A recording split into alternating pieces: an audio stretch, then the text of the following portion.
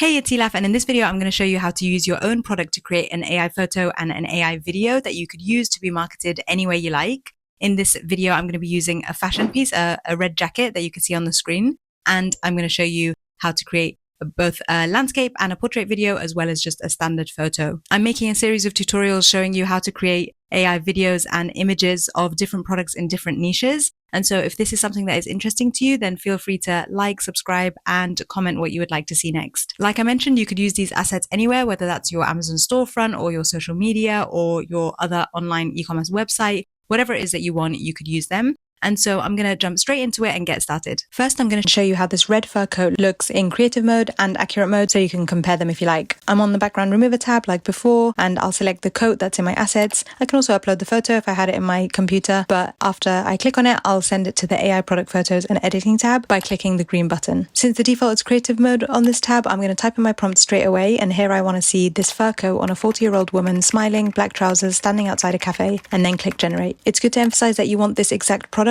Otherwise, the AI might try to replicate or give you a slightly different one, because that's what happens on creative mode. You can go into more detail on the product, like the color, the material, the shape, fit, or whatever else you like. I like this first photo that's generated, so I'm going to download it to my computer and generate another one for variety, then save it. Feel free to regenerate or edit the prompt if you want to change anything else as well.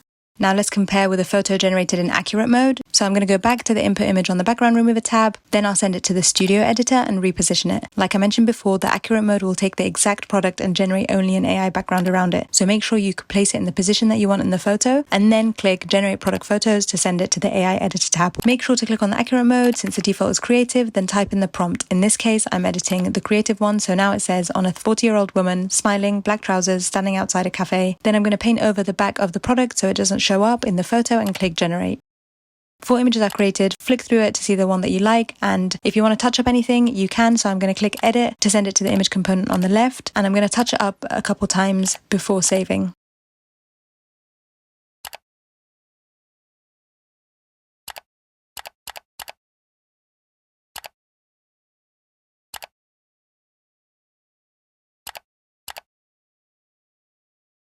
And now this is what both of the creative and accurate mode photos look like side by side.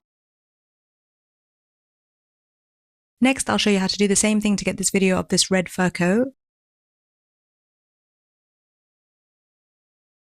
I'm on the background remover tab like before, select the coat in my assets or upload one to remove the background, and then send it to the AI product photos and videos tab by clicking the green button. On this tab, the default mode is images, so select video, then I'm going to type in my prompt straight away. Here I want to see this short fur coat on a 40-year-old woman, tan skin, full body shot, smiling, black trousers, outside a cafe, walking on the pavement, hair blowing in the wind, holding a small black purse in her hand, and then click generate.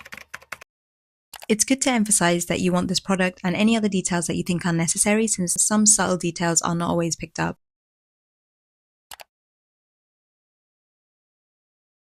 I like how this video turned out, so I'm going to download it to my computer by clicking the arrow on the top right. Feel free to regenerate or edit the prompt if you want to change anything too.